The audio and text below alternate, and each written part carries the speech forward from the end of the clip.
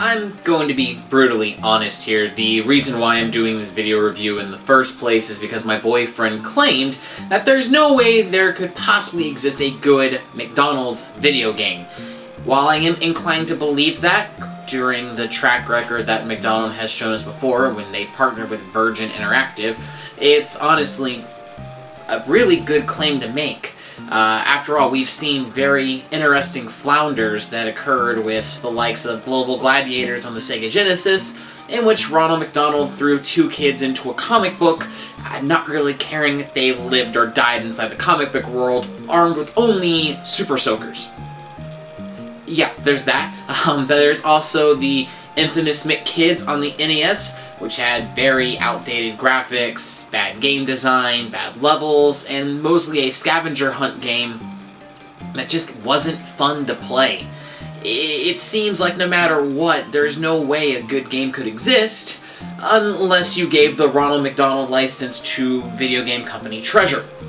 For those who don't know Treasure, they are responsible for many astounding gems on multiple platforms throughout the ages, such as Gunstar Heroes on the Genesis, Dynamite Headdy on the Sega Genesis, the likes of Ikaruga, Radiant Silvergun, Sin and Punishment, the list goes on and on. I don't really know how they acquired the license to do a Ronald McDonald game. I'm pretty sure that Japan just flat out said, you know what? We did amazing work with Donaldland on the Famicom, so why don't you just give it back to us and we promise you something interesting. And that's where this game came from, and I'm not gonna lie, it's one of my favorite hidden gems on the Sega Genesis. The story isn't really a whole lot to look at. It begins with Ronald McDonald walking through the magical forest. And every other stage in the game will be named magical in some way or form. But as he's going through the forest, he stumbles upon a piece of a treasure map. The map is just a giant corner, which Ronald immediately assumes, hey, this must have treasure in it! And he then seeks out to find the rest of the pages, or map pieces, scattered throughout the world, in an attempt to continue filling his pockets with more money.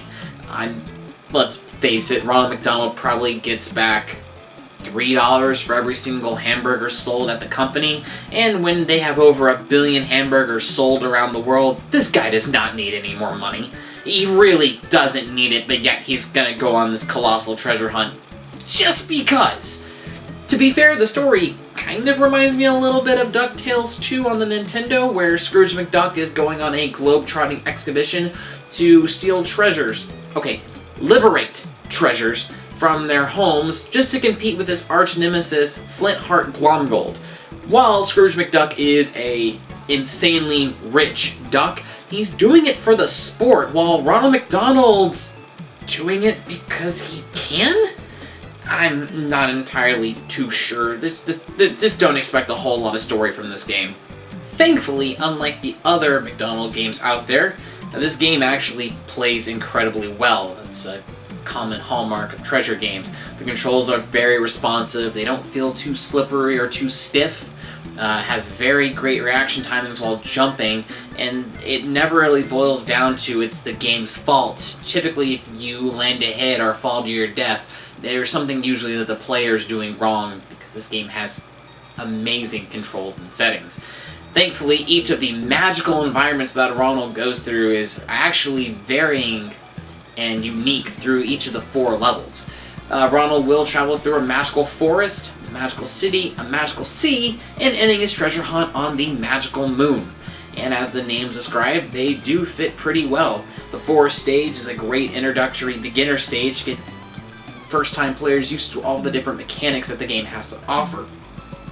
You'll start off in the middle of the day before you work over to the river area, which has a very beautiful nighttime backdrop, before finishing the stage inside of a cave, which is actually inside the stomach of a giant rock monster.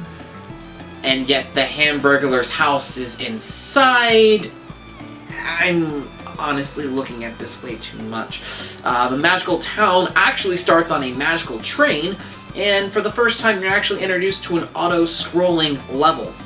It's how the majority of the train ride will be until your abrupt end as you make your way through the snow-covered magical town until you battle on the boss on top of the rooftops. The Magical Sea is where this game gets frustrating.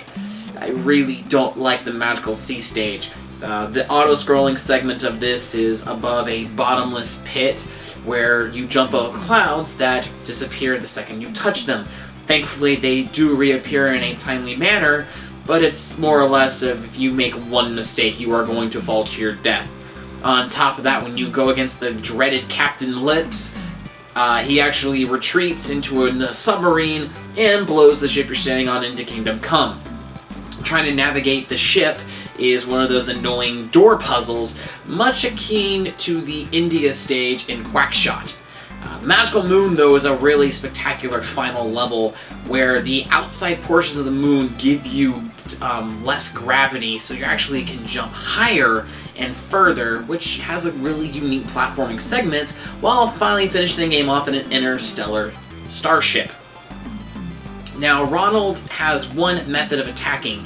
He can't jump on top of enemies like everyone's favorite Italian plumber, but he does have one really unique move up his sleeve, and that is his magical pixie dust. If anything, it honestly reminds me of Michael Jackson's attack from Moonwalker, where he throws pixie dust at his enemies.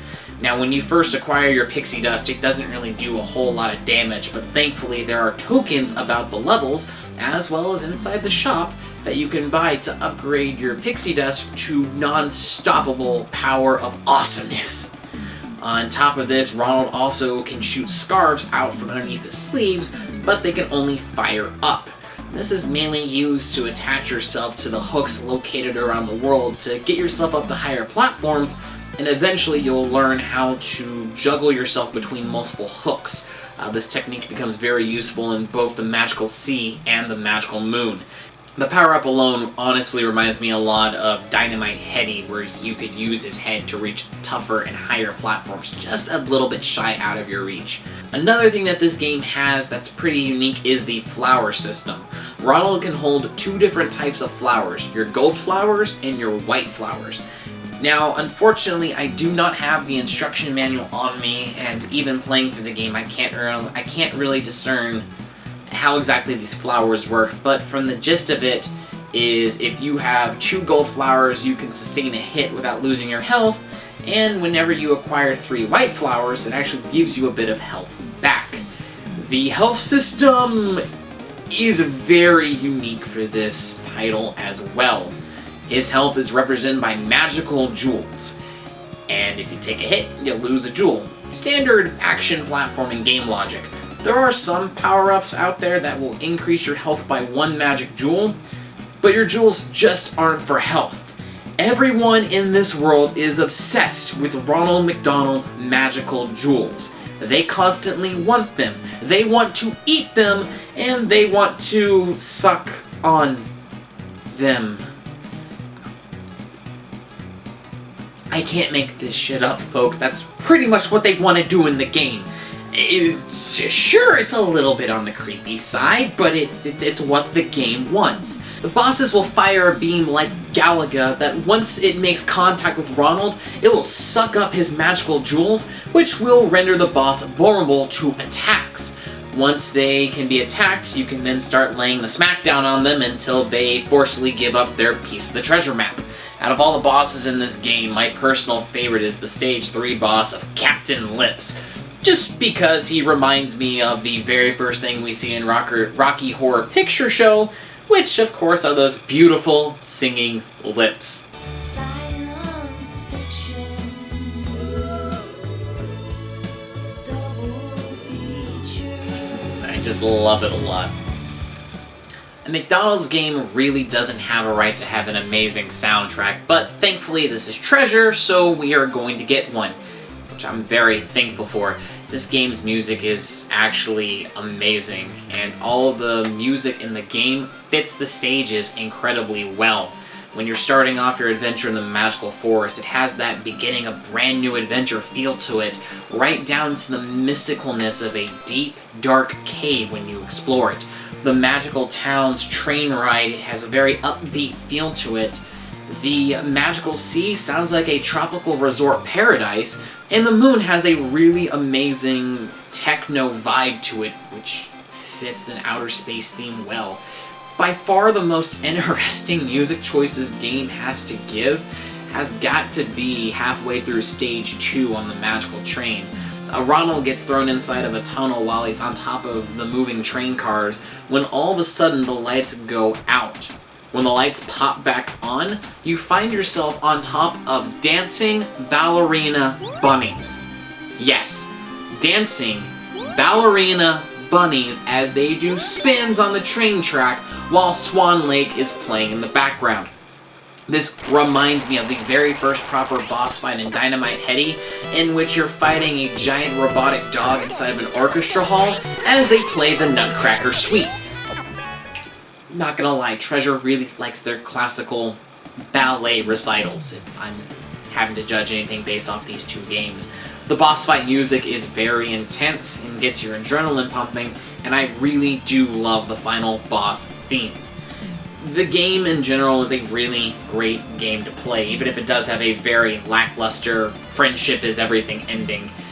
The ending of the game sees Ronald not really wanting the treasure, but asks the alien that kidnapped him and his friends to find a way home. He then opens up the treasure chest and a magical rainbow of friendship shoots out, and everyone rides the royal rainbow back home. So the power of friendship fixed everything, everyone's good, and they all sit back and laugh while Ronald makes more money off of his hamburgers. Like I said, the story really isn't what is important. What is important is that this game has great music, great stage design, and fantastic controls. It sits up there as a classic Sega Genesis gem that not a lot of people played. To be fair, a lot of people probably saw the box art, saw Ronald's smiling face, and then immediately put it back on the Blockbuster shelf, which is a crying shame. This game is spectacular, and I do recommend it to any Sega Genesis owner out there.